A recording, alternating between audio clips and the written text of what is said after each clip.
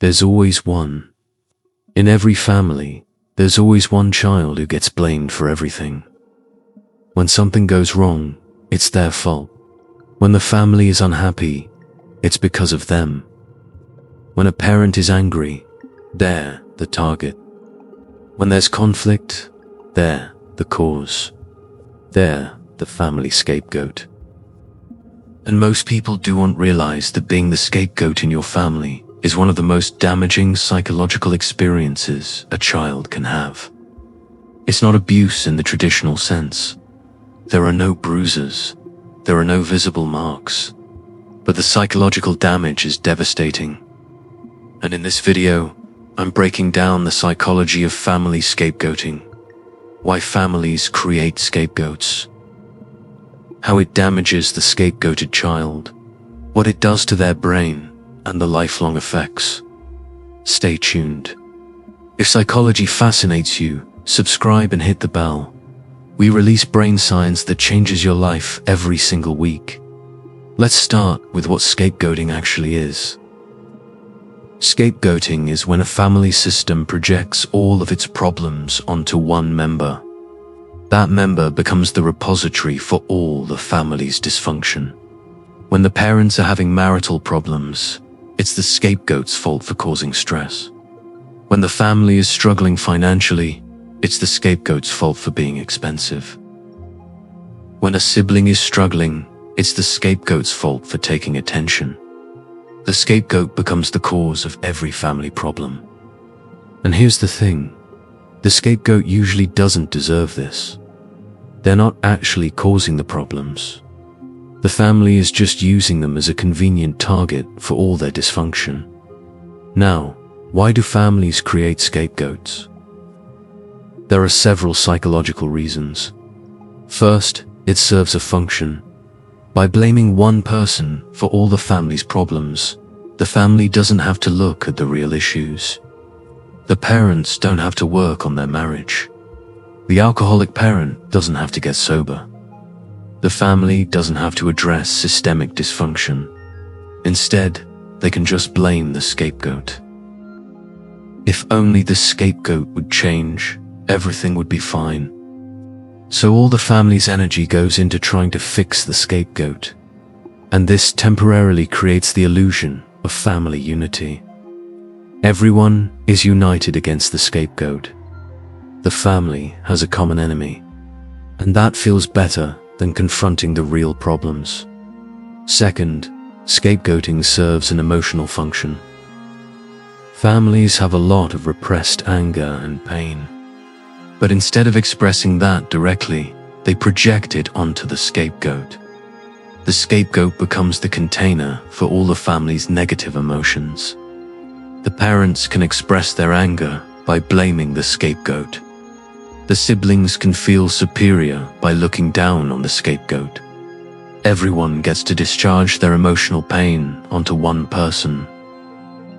And the scapegoat absorbs it all. Third, there's often something about the scapegoat that makes them vulnerable to this role. Maybe they're different from the rest of the family. Maybe they're more sensitive. Maybe they're more intelligent. Maybe they're more assertive. Maybe they remind a parent of someone they resent. Maybe they're the youngest or oldest. Maybe they're born at a time of family stress. For some reason, this child is singled out as different. And that difference makes them a target. Now let's talk about what scapegoating does to the brain of the child being scapegoated. First, it creates chronic stress. The child's nervous system is in a constant state of threat. They're always being blamed. They're always being criticized. They're always being used as the family's emotional dumping ground. So their stress response is constantly activated. Cortisol is flooding their system. Their amygdala is constantly firing. Their brain is literally being shaped by this chronic stress. This leads to something called complex trauma. Complex trauma is different from single incident trauma. It's the result of repeated, prolonged exposure to stress. And scapegoating is exactly that. The child is being repeatedly blamed, criticized, and rejected day after day, year after year. Their brain is developing in an environment of chronic blame and rejection. This literally changes the structure of their brain.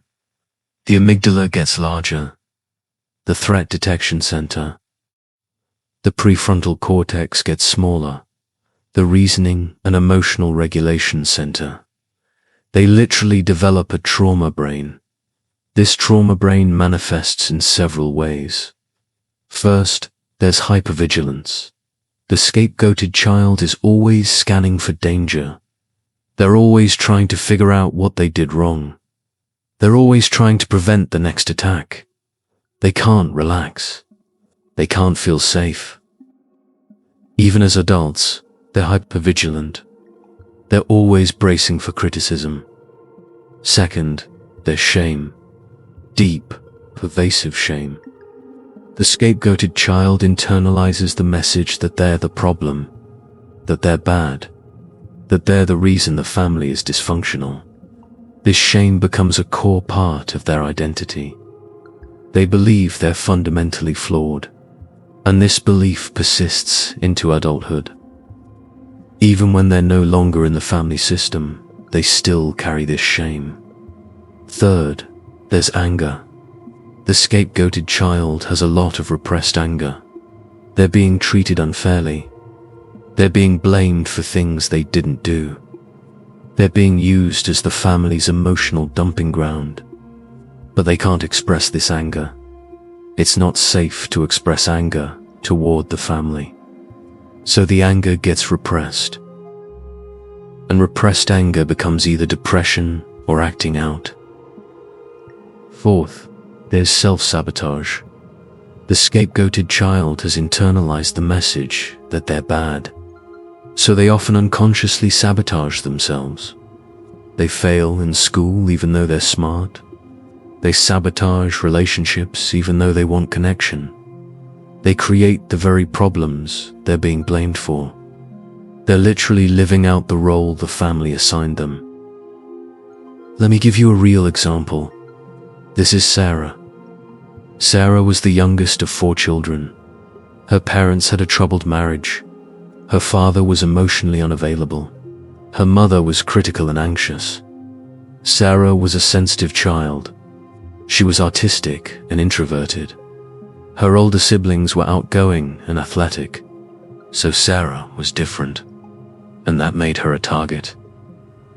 When the family was tense, Sarah's mother would blame Sarah for being too sensitive and emotional. When the family was struggling financially, it was Sarah's fault for being expensive. She needed art supplies, therapy for her anxiety. When Sarah's father was distant, it was Sarah's fault for not being interesting enough. Sarah learned very early that she was the problem. That if she just changed, the family would be fine. By the time Sarah was a teenager, she had internalized this belief completely. She believed she was broken. She believed she was the reason her family was unhappy. She tried everything to fix herself. She got straight A's. She won art competitions. She was kind and helpful, but nothing she did was ever good enough. The family still blamed her for everything. And by her early 20s, Sarah had developed severe depression and anxiety. She had attempted suicide multiple times. She had destroyed every relationship she had. She had become the very thing her family said she was, a broken person. Now let's talk about what happens to the other family members in a scapegoating dynamic. The siblings of the scapegoat often benefit from the scapegoating. They're not the target. They get to feel superior. They get to join the parents in blaming the scapegoat. So they often become complicit in the scapegoating. They pile on the criticism. They mock the scapegoat. They reinforce the scapegoat's belief that they're the problem. And this creates a toxic dynamic where the entire family is united against one member. The parents get to avoid looking at their own dysfunction. By blaming the scapegoat, they don't have to address their own issues. They don't have to work on their marriage. They don't have to examine their parenting. They don't have to get help for their addictions or mental health issues. The scapegoat becomes the reason for all their problems. And if the scapegoat would just change, everything would be fine. Of course, the scapegoat can never change enough, because the real problem was never the scapegoat. The real problem is the family dysfunction. But the parents never have to face that. Now let's talk about the long-term effects of being scapegoated. First, there's an increased risk of mental health problems. Scapegoated children have higher rates of depression, anxiety, PTSD, and personality disorders. They're more likely to attempt suicide. They're more likely to develop eating disorders or substance abuse problems. They're more likely to self-harm. The childhood experience of being blamed for everything, of being rejected by the family, of carrying the family's emotional burden, this creates serious mental health issues that often persist into adulthood. Second, there's difficulty with relationships. Scapegoated children often struggle to form healthy relationships as adults. They might recreate the scapegoating dynamic in their romantic relationships. They might become the scapegoat in their partner's life. Or they might become the perpetrator, blaming their partner for all the problems. They might have trust issues. They might have difficulty with vulnerability. They might push people away before being rejected. They're essentially repeating the family dynamic in their adult relationships. Third, there's a distorted sense of self. The scapegoated child has been told their whole life that they're the problem, so they often have a very negative self-image. They believe they're fundamentally bad or broken. Even when they achieve success, they don't internalize it. They attribute it to luck or external factors. But when they fail, they internalize it completely. It's proof that they're broken. This distorted self-image persists into adulthood and affects every area of their life. Fourth, there's difficulty with boundaries. The scapegoated child has learned that their needs don't matter, that they exist to absorb the family's emotional pain. So as an adult, they often have very poor boundaries. They let people treat them badly. They take on other people's emotions. They become therapists for everyone around them. They sacrifice their own needs for others. And they often attract people who take advantage of these poor boundaries. Fifth, there's an increased risk of Scapegoated children often recreate victimization experiences in adulthood. They might end up in abusive relationships. They might have exploitative friendships. They might end up in situations where they're being blamed and rejected again. They're unconsciously seeking to recreate the familiar dynamic from their family of origin. Now let's talk about what happens when the scapegoat leaves the family. This is interesting. When the scapegoat tries to leave the family system, the family often goes into crisis. Because the scapegoat was serving an important function. The scapegoat was the container for all the family's dysfunction. Without the scapegoat, the family has to face their own problems. So the family often tries to pull the scapegoat back in. They might guilt the scapegoat. They might threaten the scapegoat.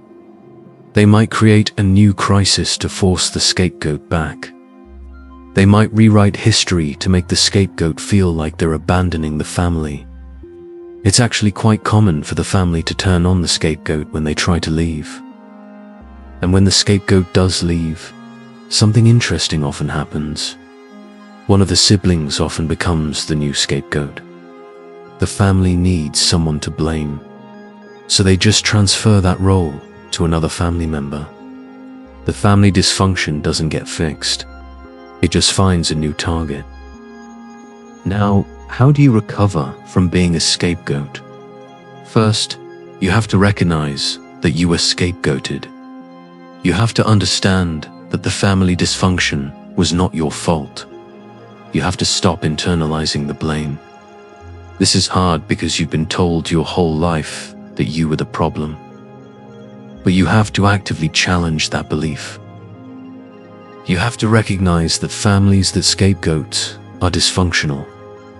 And you have to separate yourself from the family's narrative about you. Second, you have to grieve. You have to grieve the childhood you didn't have. You have to grieve the family you wish you had. You have to grieve the fact that your parents couldn't love you unconditionally. This grief is important. It's the process of letting go of the hope that your family will change. Third, you have to process the trauma. Scapegoating creates trauma, and trauma needs to be processed. This might require therapy. It might require somatic work. It might require inner child work. You need to help your nervous system come back to baseline. You need to help your brain understand that you're safe now. Fourth, you have to rebuild your sense of self. You've spent your whole life believing you're the problem. Now you have to create a new identity. You have to discover who you actually are, separate from the family narrative. You have to build self-esteem. You have to learn to trust yourself. You have to believe that you're worthy of love and belonging. Fifth, you have to set boundaries with your family. This might mean limiting contact. It might mean cutting contact entirely. It might mean going no contact. You have to protect yourself from continued scapegoating.